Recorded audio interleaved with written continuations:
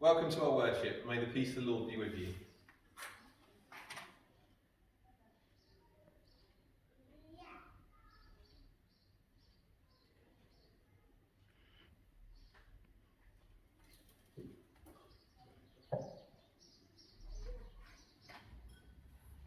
One of the important things we've been thinking about while you've been away from school is hope.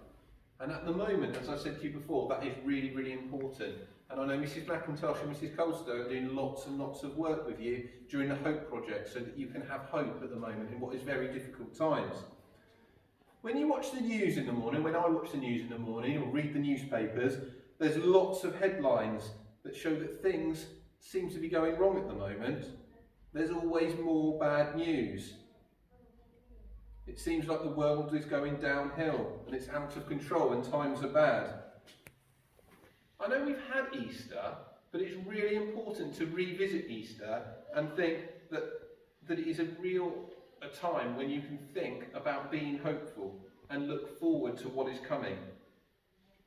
One of the ironies of the Easter story is that the day on which Jesus was crucified has become known as Good Friday. What's good about it? It sounds more like the ultimate bad news day. For those people who had spent lots of time with Jesus, in a matter of 24 hours, he had been the victim of corrupt court proceedings. He had been tortured, he'd been humiliated, and he'd been crucified. Now, on that Friday evening, he was dead, and the dream was apparently over. I think we would all agree that that is pretty bad news. And at the moment, we have to cope with the bad news that's coming out about the coronavirus. And how do we feel about it? How do we feel that we're not at school? How do we feel that we're worried about people who might be ill? What hope have we got for the future? Well, there is a story about an American pastor. And whenever he thought about the Easter story, he would always say, "It's Friday now, but Sundays are coming." There was bad news that happened on that Friday. Jesus was whipped. Jesus was made to carry his own cross. Jesus was put in a crown of thorns. But every time that American pastor spoke about Easter and spoke about Good Friday, he would say, "It's Friday now, but Sundays are coming."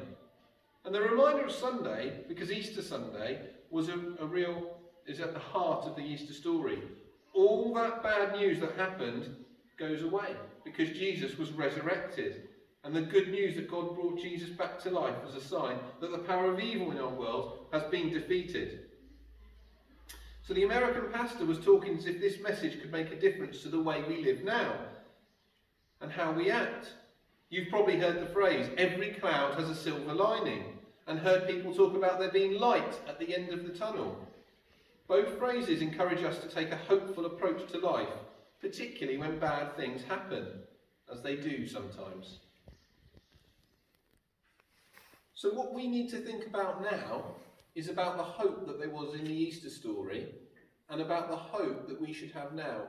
It seems that things are bad and things are difficult and things are tricky, and I know that. But we've got to hold on to the idea that there is hope in the future. The Easter story is a message of hope. Hope tells us that we will not be overwhelmed. Hope tells us that light is always there, even when the tunnel seems never ending. Hope reminds us that Sunday always comes.